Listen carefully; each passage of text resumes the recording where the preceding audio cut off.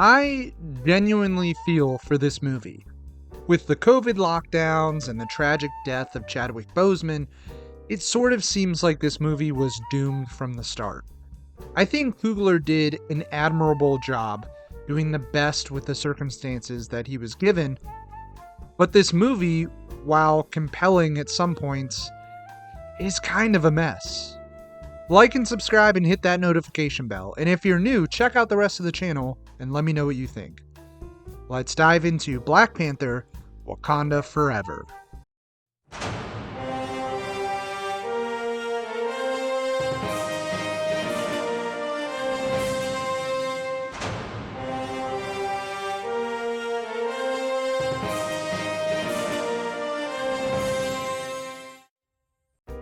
I have a lot to say about this movie, so I want to start with what I like. When the film reflects on the passing of Chadwick and focuses in on the characters like Shuri, Okoye, Queen Ramonda, and Nakia confronting and overcoming their pain and their grief, this is when the movie is at its best. You really feel every moment that they are stricken with sorrow over such a loss. I also really like the addition of Namor. He's a character I've been wanting to see in live action for a while, and I think Coogler does a great job of reinventing the character and constructing a world around him in giving us a moving origin to him and his people. Tenoch Huerta is great casting as well. He's phenomenal. I loved him in Narcos.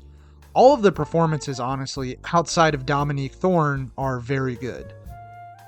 While I'm not a fan of Shuri as Black Panther, I do love her arc, and Letitia Wright gives an excellent performance. That cannot be denied.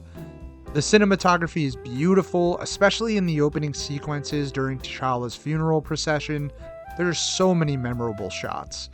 I love the back and forth between the aspect ratios in the finale. When Shuri's fighting Namor, it looks so cinematic. Lastly, the action is very exciting and creative. With the introduction of the Talokans, Coogler gets to craft some very fun and unique set pieces and sequences. And of course, the music and soundtrack, like the first film, are great. And the set designs, costume designs are all gorgeous. Now let's discuss the rest.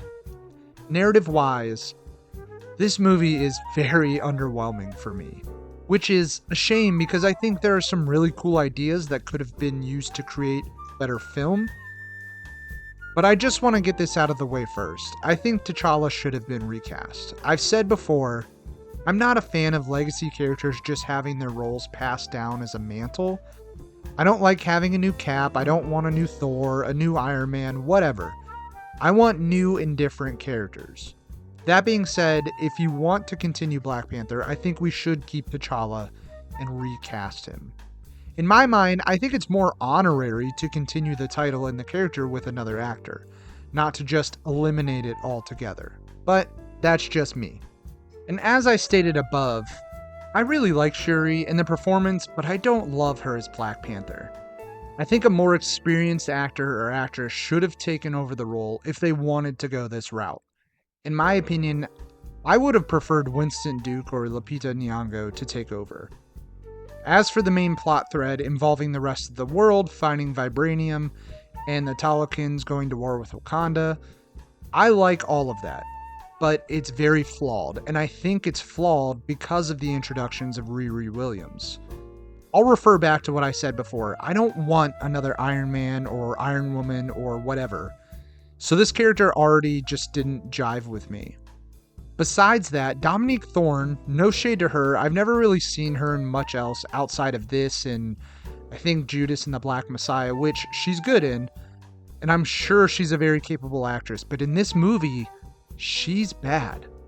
Whether it's the dialogue or her performance or just both, she sticks out like a sore thumb compared to the rest of this cast. There are points in this movie where she is just downright awful. And in terms of her role in this movie, her entire story and character should have just been taken out. It just feels so unnecessary and leads to a lot of nonsensical decisions, which a few come to mind. These are the kind of plot holes that the decision to have this character and build this narrative around her have created. So Namor asks the Wakandans to kidnap Riri. So the US cannot build a second device, and so he can presumably kill her, since she's the only one with this knowledge.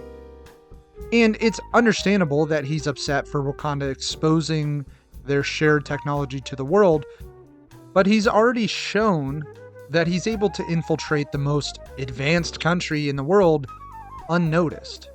Why doesn't he just kill Riri if that's his main goal? Also, his soldiers kidnap Riri and have multiple chances to kill her, and they nor him just don't. We should also note that if someone built a revolutionary technology like a vibranium detector and the US government knew about it, took over the designs, and used it, there is zero chance they wouldn't have backups or at the very least outline schematics to build a new one. So again, this whole plot point just feels so incoherent, unnecessary, and just forced. I don't want to keep harping on about these glaring plot holes, but there's one more I have to talk about. After Shuri and Riri are rescued, Namor and his army attack Wakanda and kill Queen Ramonda. Then Riri is just standing there exposed, just waiting to be killed pretty much. And again, Namor just decides not to kill her for whatever reason that's never explained. Even though that's his entire goal that he's stated a couple times now. And then he says that he's going to return and destroy Wakanda for not unifying with his country, even though currently Wakanda is very much on their back foot, totally unprepared, and in shambles, and he's like, nah, I'll let you have a couple days to make it a fair fight. What? Just, if you're gonna destroy the country, you've already got them in like their most vulnerable situation. Why not just do it now? This entire plot of this film could have been simplified. Have Shuri be the creator of the locator, so the Wakandans can get the world off of their back. The other countries can go search for themselves to see if there's any more vibranium anywhere else, and Wakanda can be left alone, and they've contributed to society like the rest of the world wants them to. Then the Talokans are exposed because of these actions, and they understandably blame Wakanda, leading to a war between the two nations. There. That's it. That's simple. Fill in the blanks in between, and you have a compelling film. Outside of the very incohesive narrative, much of the CGI in this film, like the finale of the original movie, looks unfinished and just way too cartoonish. There are many shots where actors are just standing against blatant green screens. It's bad. And my god, is the design and effects of both of Ironheart's suits just terrible. It's incredible that Iron Man came out in 2008 and somehow Riri's suits and just the design of those special effects in 2022 just look significantly worse. It's crazy. The last thing I just want to highlight is the writing. This doesn't feel like Ryan Coogler. Obviously it is, but it's far from his best work. He is a very talented writer and director, especially after seeing Sinners recently, which is incredible. He's better than this. Putting the messy narrative aside, there is so much corny dialogue throughout this film. So many moments of just cringy exposition, and it feels like he was under a lot of pressure just to get this film out. Wakanda Forever at its core just feels like a missed opportunity. The movie puts forward some very interesting and compelling concepts and ideas, and even highlights those with incredible performances and some thrilling action set pieces. But the nonsensical plot, the unnecessarily forced cast additions, and the clearly rushed CGI distract from the best parts of this movie.